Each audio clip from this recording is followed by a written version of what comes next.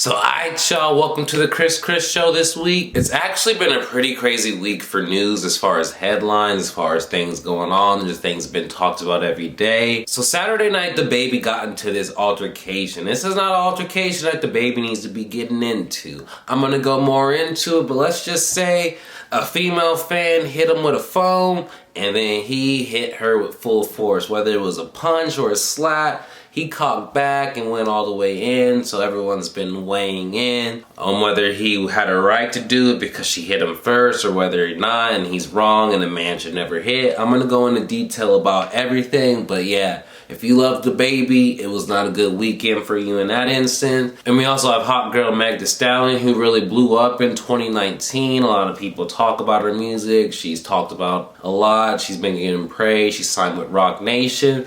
But as we all know, up-and-coming artists tend to have to sign contracts if they're not independent. So Meg signed one and now she's kind of disputing it and upset.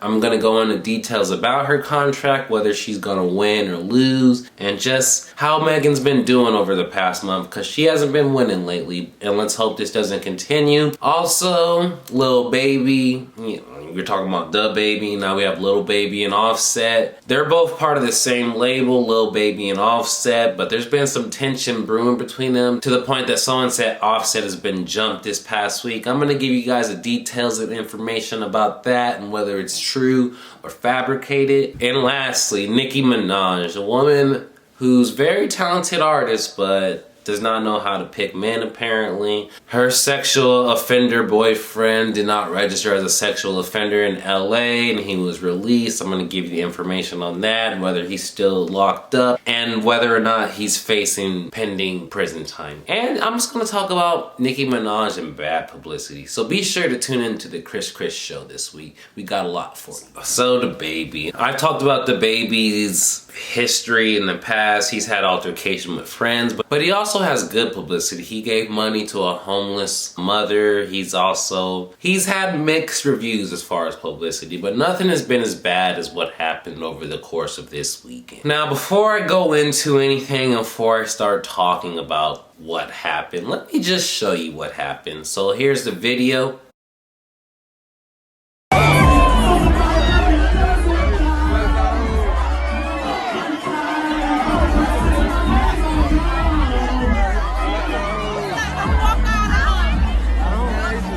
So as you can see, there's been two videos released. The one I showed you was the second one, but the first video that released didn't really show her hitting him with her phone. So people thought that he hit her unprovoked and they kind of went off and ran with it. But also, we do need to have the discussion. Yes, she hit him and yes, it's wrong, but did that justify what the baby did? And I'm gonna have to agree that it didn't.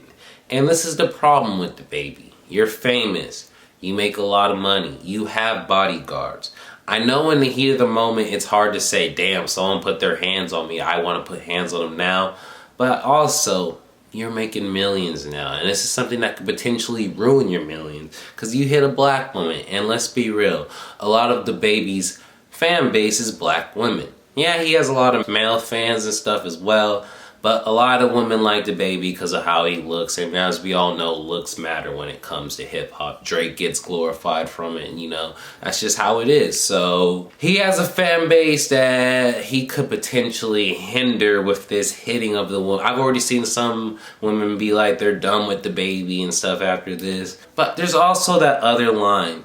There's some women that think they can put their hands on men no matter what, no matter how, and they can't put their hands on them back. And not every man was raised like that. Me personally, I'm not gonna put hands on you, extend you so you can't put no more harm on you, but I'm not gonna come back around and, you know, whop you and do all that as well, because I wasn't raised that way. But not everyone's raised the same way, and not everyone has the same patience as another person. So me saying what I would do is not the same as what the baby would do. And I don't expect everyone to agree with me, and I don't expect everyone to agree with the baby. Some people are like, just don't hit women at all, and some people are like, women need to know their place and not put their hands on man, and they don't want the repercussion.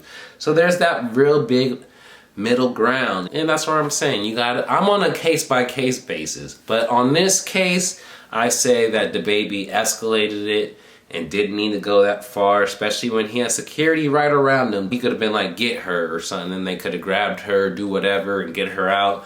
You gotta be smart. You gotta be more strategic when you're with your thinking when you're making that much and you're on the rise, because something can knock you down, and this is something that could potentially ruin DaBaby's career, or it could ruin his image. You know what happened with Chris Brown? Ever since he had the Rihanna incident, he never recovered from that. So having you hit a woman on camera or something, it's not a good look, whether or not it was justified or warranted. So as I've always talked about, I typically record my videos Sunday morning, but after recording my video, DaBaby actually released an apology to the fan. Apology's kind of 2 minutes long, so I don't want to include the whole video. To sum it up, basically, he was talking about the fan having flash in his eye and hit him in the head. Then he was talking about he didn't know it was a female. He apologized for that. Then he started elaborating on space and you have a phone and you should be able to zoom in. It's basically talking about, at the end of the day, you still need to respect my privacy and respect my space. And he was talking about how he doesn't like to have security guards tell fans to move or move out of the way. So he's doing a little bit of damage control. I just want to know if you've seen his apology. Do you think it's sincere? Do you think he's just trying to save himself? It seems like he's somewhat sorry for it being a girl, but then again, he doesn't really seem full on sorry because that person invaded their private space. So once again, let me hear what you have to say in regards to DaBaby. Do you think his apology is legit? Do you think the fan was in the wrong? Do you think DaBaby was in the wrong? Do you think they're both a little bit wrong? Maybe Baby should have just had his security guards handle it, or maybe he should have just let it slide. Just let me know what you guys feel in the comment section. This is ongoing, and maybe it won't be nothing of a Chris Brown situation or damaging to his career, but it could definitely make an impact. So yeah, let me hear what you guys have to say. Alright, so Meg the Stallion's been talked about this week. And if you don't know, she dropped a new album, or EP as some called it, Sugar. And this leads into what I was talking about. She's having a label dispute.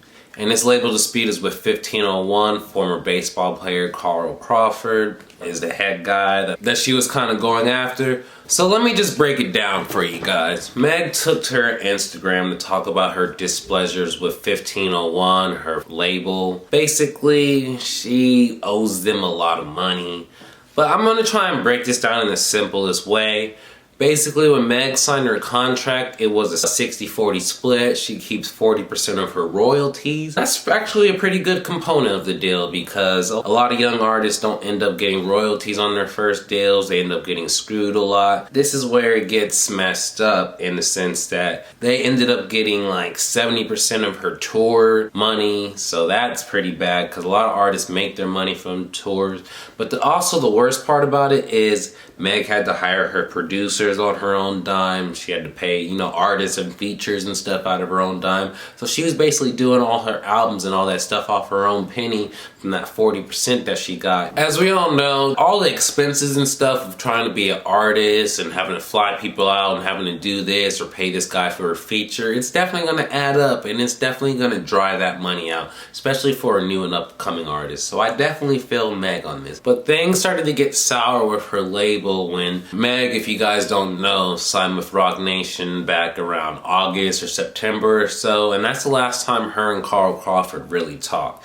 And then Carl Crawford is stating that she owes him $2 million, but he was also trying to act like he didn't screw her with the label deal, and Roc Nation is only in her ear trying to get her out of the deal because they were talking about a 60-40 split and they just want to get the 60. Now, I'm not a person that believes everything they said. Carl, you definitely got a deal on her and got a leg up. You try and make it seem like it's okay because of the 40% royalties, but when she's paying out of her own pocket for artists and engineers and all producers and all that, that's where I'm like, don't act like you gave her the best deal possible. So I gave you guys all the background and all the stuff of why Meg's mad. So basically, she took it to court and the courts ruled in her favor. That's why she was able to drop Sugar this Friday. Some people have said mixed reviews. Some feel like it's a throwaway. Some say it's not. It wouldn't be great for a debut album, but it's actually an EP, and that's okay. And I'm okay with her not having it be the best circumstances because she had to deal with label issues and she probably just wanted to release something, and I'm okay with that. Her fans need to see her making music. But now that I gave you guys all the information and everything about the situation, I want to weigh in. An artist, I don't know if you didn't pay attention in the 70s and the 80s and the 90s with Bad Boy and everyone's screwing people over as far as labels.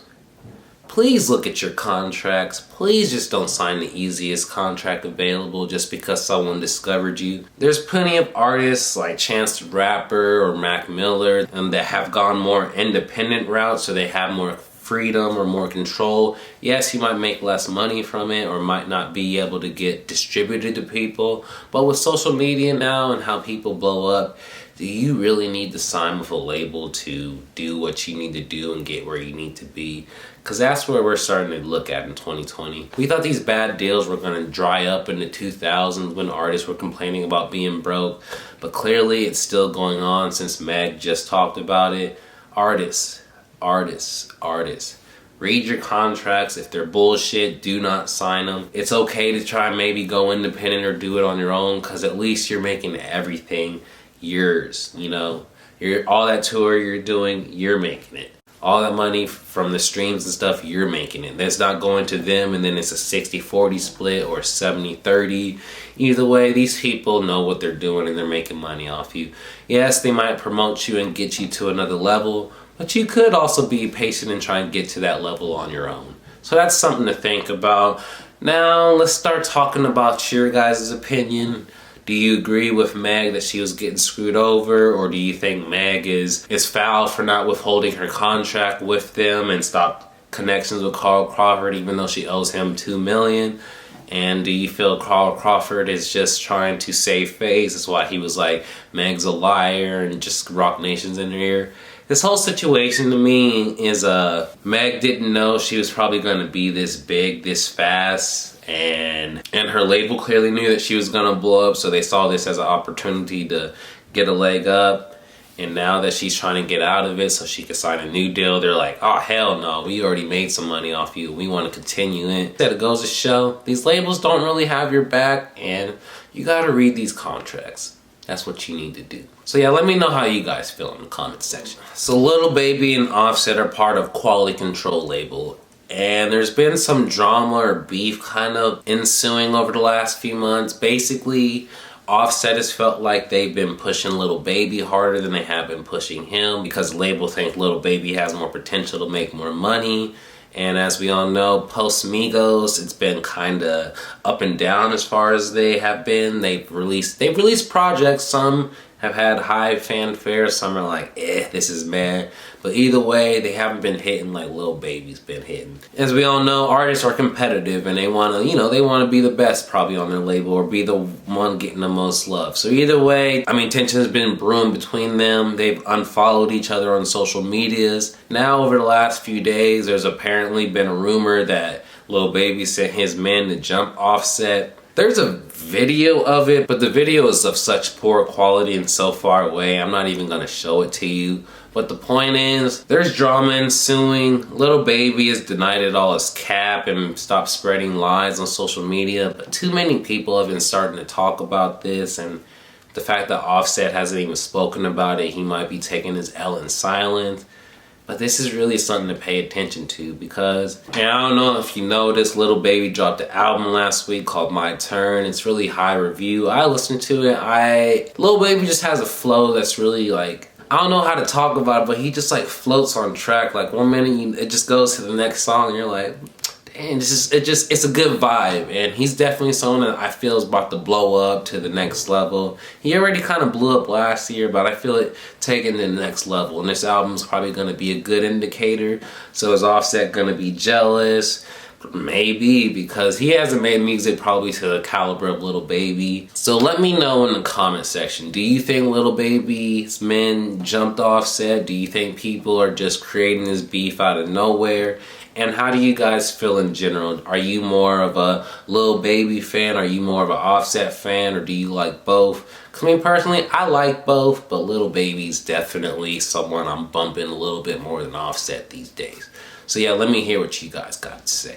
So Nicki Minaj and her sexual offender husband, Kenneth Petty, was in the news last week. He was arrested for not registering as a sexual offender in LA. And this is my problem with that. As rich and as famous and as probably as many assistants, as many whatever you have, neither one of you set a reminder on your phones. Neither one of you was just like, damn, you need to register as a sex offender. And just like, it's mind baffling because I'm just a regular person. I set reminders for my bills if they're not paid. I set deadlines, I set reminders. Either one rich person, one living off a rich person, and neither one of you could get this handled out. My problem, and this is what I was gonna talk about earlier in my video. Nicki Minaj is the queen of bad publicity or bad looks or just bad takes in general. She's always beefing with someone, she's always having problems with someone, and she's just like, I typically try to separate the artist from the music, but she's just one of those people. It's really hard. Like, all the men in the world you can choose in your life, and you choose a man that's a sexual offender. It's just like, I don't care what story would happen, if he was deemed innocent or if something went wrong. If someone had to register as a sex offender, they're not even someone that's gonna be in my life, close to my life, around my life. I don't care what story you have. You're a sex offender. Do what you gotta do. Do it away from me. The charges were dropped for Kenneth, but the reason they were dropped is because there's pending that this could be a federal investigation, and that's why LA dropped it, because if the federal takes it up, obviously, you know, it's at a higher level or higher spectrum. And he's potentially facing up to 10 years for not registering as a sex offender. It's a big deal, it's no joke. And that's why it's just like something that's so life-changing for them. Neither one of them was like, damn, we gotta think about this every day. That's how I'm wondering, I'm like, is there drugs involved? Like, what possesses you to not remember to register as a sex offender with two people that should be remembering it? So you guys let me know in the comment section. If you are a Nicki Minaj fan, does her dating this sex offender, has it made you look at her less? And if you're someone that wasn't a Nicki Minaj fan, did this make you not like her more? Or are you less willing to give her music a chance because of this? Or who artists date or who they love is none of your concern. As long as the music hits, it's good. But yeah, I just kind of just want to like just do like a public persona check on Nicki Minaj, because I feel like her image is shattered to the point that we all know she's a talented artist, but most people also know she's kind of a terrible person. I want to hear what you guys have to say. So this is what I want to talk about this week. That the baby hit over the weekend. He might be the rap Chris Brown after this. He might lose everything. Or people are going to start defending him and say, women need to stop hitting men first. So I'm gonna watch and keep an eye on that and see how that unfolds over the course of this week. Then we have the Meg the Stallion situation. I'm glad it got handled for now and she was able to release her music. But like I said, let this be a lesson to you younger artists. Maybe you don't need to sign with a label. Maybe it's okay to be independent. Maybe it's okay to take a little bit more time to blow up. So when you do blow up, you're actually making the money you need to be making, and you're not struggling like a person like me or a person that's working a 9 to 5 when you out here on Instagram with 8 million followers. There's no reason you shouldn't be a millionaire of your own. Lil Baby and Offset, like I said, that's just something we're gonna have to watch to see if there's some disses dropped or more beef goes on or a fight ensues. But that's definitely a keep your eye, watch out for with Lil Baby and Offset. And then like I said, the Nicki Minaj, has she just shattered her image forever with this sex offender boyfriend? Or like I said, do you guys not care about it? And Nicki Minaj is Nicki Minaj, who's the queen of rap and probably the greatest female rap artist of all time if we're talking success. And so as you know, I drop my videos on Mondays, noon Eastern time. Don't forget to subscribe, turn on the notification bell for all my videos. Like, comment, share this video with your friends if you enjoyed it. This Chris, I'm out. This motherfucker.